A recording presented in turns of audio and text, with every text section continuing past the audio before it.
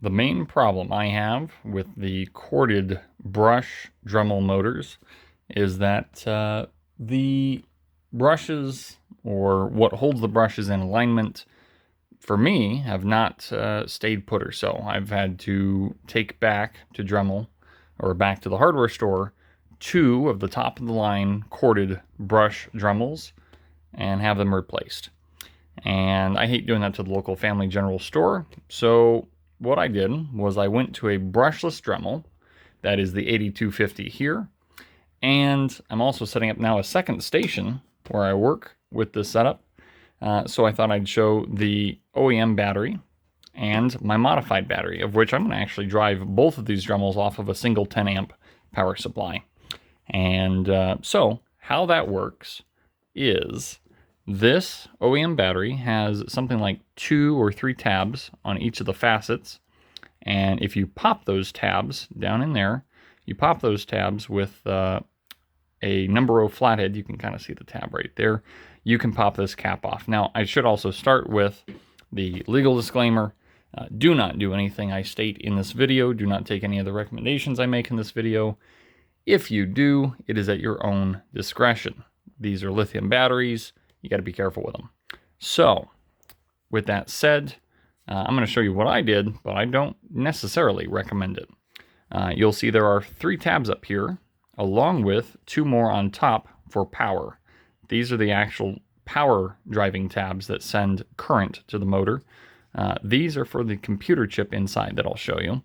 So once you get that cap off, you'll have a battery that looks something like this. Excuse the wires, but you will have access to one side of 3 lithium-ion batteries. If you understand that these batteries are in series, as I figured out, that is not enough. So I had to also cut off the top of this battery. And that gave me access to the power terminal up here. That is the opposite side of the series of the 3 batteries. And so from there, I was able to then slip a copper wire up through this gap here. I did have to very carefully, with a Dremel, cut around this battery and do so very carefully as to not puncture the lithium-ion batteries. And I then, at the time, tested the polarity of all the different locations and the voltages of the battery when fully charged, and derived that these batteries in series equal 12 volts, are rated at 12 volts or even a little bit more for when they're charged. And I figured out the polarity, of which I've marked on my leads, a red and a black stripe. And so that's how I charge this while I use it. So actually I'm going to leave that be. And so again, I believe it was the one that goes up. Let's see here. The one that goes up to the top is the black. So that is the return, and the positive is on the bottom. Test your batteries. Make sure that is consistent if you are going to do this, which I do not recommend. But if you take this setup and you put this back in carefully to the Dremel. Let's see, is that fully seated? No.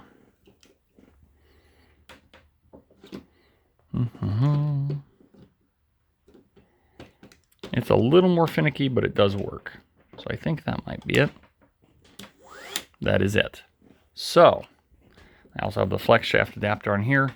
So I'm just going to hold that so that doesn't go anywhere. And I'll show you that I can also put this cap back on to help seal the whole setup. And I keep these terminals far enough apart as so they don't short. But with usually I run it at 12.5, in which you'll see the amperage go up. Since I had it charged to 12.25, there goes the amperage. This might be too much amperage to push into the battery in one go, so I don't recommend that.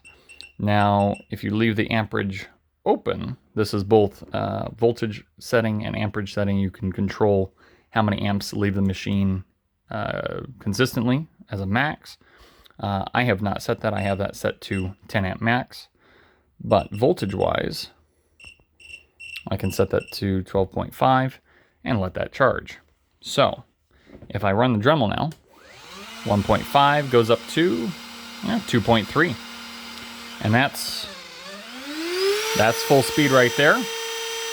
3.3 amps.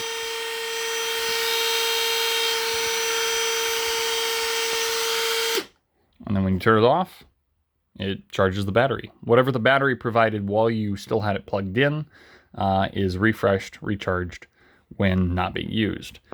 There is a point where the battery has a low enough charge, and this is providing 12.5 volts, that pretty much all of the amperage, the current flow, comes from the DC power supply. So the battery just re-equalizes to 12.5 every time you turn it off. And I believe this has enough power, and I don't think we're going to use these two Dremels at the same time consistently enough that we will ever run out of charge. I think this 10 amp supply will be able to keep up with whatever we're doing. So those are the changes I made. I'm going to put that cap back in place and do the same modification to this battery. But all in all, I'm very happy with the setup. We've run this for probably, I'd like to say, almost exactly a year now with this exact setup, everything you see here. We've had absolutely no issues, and I love it. And actually, the person who also uses this machine more frequently than I do loves it as well. So that's those are my recommendations. That is how I made possibly the only corded brushless Dremel. You all take care.